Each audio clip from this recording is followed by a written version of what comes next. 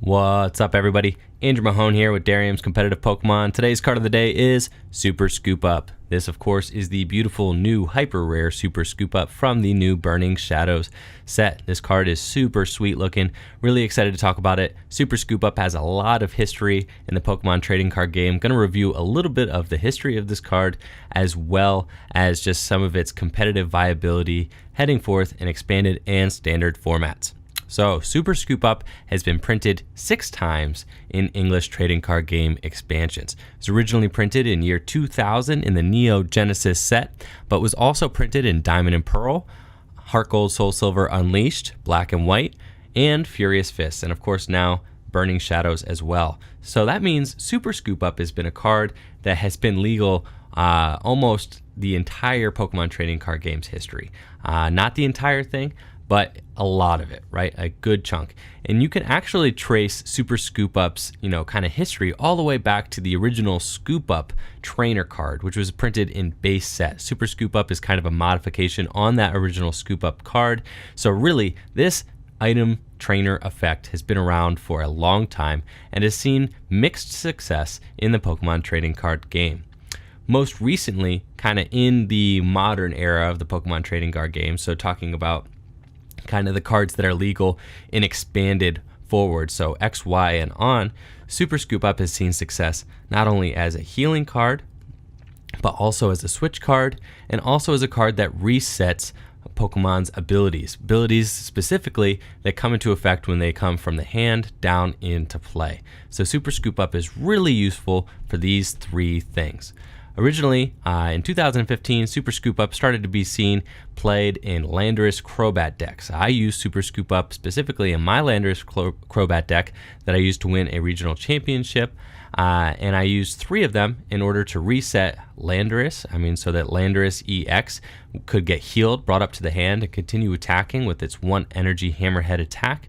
And then also, Super Scoop Up was used to get that Landorus out of the active. I did not play any switch cards in that deck.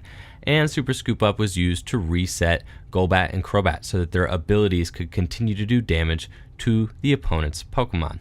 Super Scoop Up then started to be seen in Seismitoad Crobat decks, a deck that is still popular and viable in expanded format. Of course, Seismitoad EX has that Quaking Punch attack that you can use for just a double colorless energy, and then the Crobats, kind of supplement that damage along with Hypnotoxic Laser. Super Scoop Up allows you to heal your Seismitoad EX, bring it up into the hand after it has taken a hit, and then the great thing about Super Scoop Up, what makes it better than AZ, which is a supporter card with a similar effect, is that Super Scoop Up gets to keep that double colorless energy and the Fighting Fury belt that's probably attached to your Seismitoad. You get to bring all those cards back up into your hand so that you can play them back down on another Seismitoad EX and continue using Quaking Punch. Super Scoop Up has the power to just reset your Pokemon completely, and it jives really well with 1 energy attackers like Landorus and Seismitoad EX, since you could just bring those energy back up into the hand, promote a new attacker, and just lay the cards right back down and continue swinging. So it has seen a lot of success in these types of decks recently, especially those Crobat decks. Super Scoop Up does have some promise going forward in standard format though. Super Scoop Up is looking like it's going to pair well with this Tapu Koko GX deck. Tapu Koko GX has an ability that allows you to kind of bust in and take all the energy from your field and attach it to Tapu Koko GX when Tapu Koko comes into the active position. When it comes down from your hand to your bench, you can attach all the energy, put it into the active, right? So what Super Scoop Up does for this deck is that it allows you to use this ability multiple times, and then once your Tapu Koko has maybe been hit and then all the energy has been brought off of it and transferred to a new Tapu Koko GX, you can use Super Scoop Up to bring the old Tapu Koko GX back up into your hand so that then you can reuse its ability. So Super Scoop Up, again, just showing its strength and power to be used to reuse abilities, right? So this is a main strength of Super Scoop Up. Super Scoop Up was also used very early on in the Black and White series. It was used with Tornadus EX. Anybody who has been playing the game for a few years might remember these kind of big, basic decks, Landorus, Tornadus, Super Scoop Up was used in some of those decks in order to just bring these big basic Pokemon back up into the hand, heal them, keep your valuable double colorless energy, and just continue swinging away with other big basic Pokemon. These big basic decks kind of eventually evolved into the big basic Crobat decks that we see now. So Super Scoop Up has been used in conjunction with big basics and is kind of just sees the most success in these big basic decks to kind of reset these basic Pokemon EX and GX. You really wouldn't use Super Scoop Up in a deck like Greninja, or decks that have smaller hit point Pokemon, right?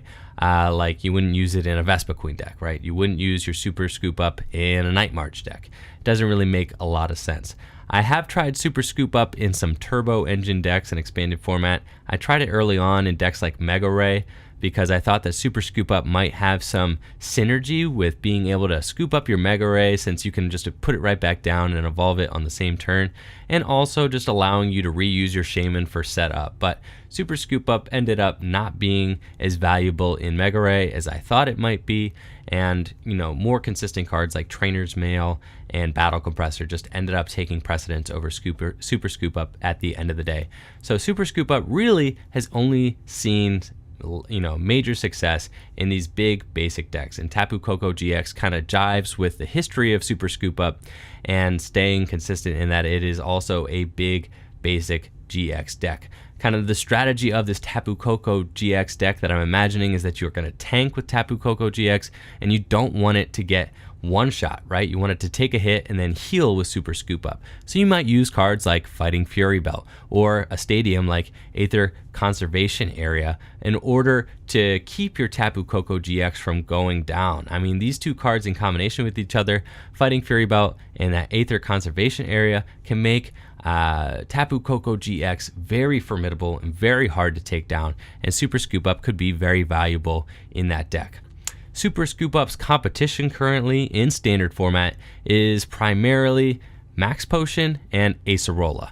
Now, Acerola is a supporter card, and Acerola has the downside, of course, that it's a supporter card, where Super Scoop Up is an item. So Acerola is a guaranteed heal though, but it has to be used on a Pokemon that has already been damaged. So you can't just scoop up a Pokemon if you would like to on the bench. So in a deck like Toadbats, right, you can't just scoop up your benched Crobat line with an Acerola if you would want to, but Acerola would be excellent for scooping up a Seismitoad EX that has taken a hit already. Acerola would also be great for scooping up a Tapu Koko GX that has taken a hit already. I suspect in these decks that players will find a balance between Super Scoop Up and Acerola, because they're both very powerful cards, but they have different usages. I mean, sometimes you need to play Professor Sycamore, draw new cards, maybe you're looking for an energy, and you also need to play Super Scoop Up in the same turn. Super Scoop Up's a card that could be played on the fly and is usable with other supporters. So I think that it will stay valuable even though Acerola is in format.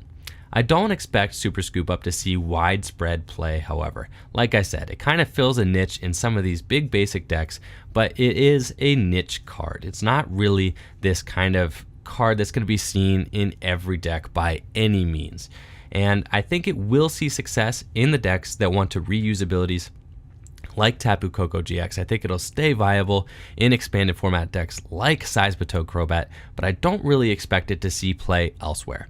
So at the end of the day, Super Scoop Up, a very powerful card. It does have some competition with Acerola, but I expect these two cards to be seen played kind of in conjunction with one another rather than to compete directly with one another for deck space. And I think Super Scoop Up is just great for what it does. It has kind of limited accessibility to decks, but the decks that it goes in, it works wonders in and can definitely turn the tides of games and win them outright. So Super Scoop Up, great card in the decks that it works in. Thank you all for checking out my card of the day video. Let me know what you all think of Super Scoop Up in the comments below. Like and subscribe. Thank you all for checking it out. Peace.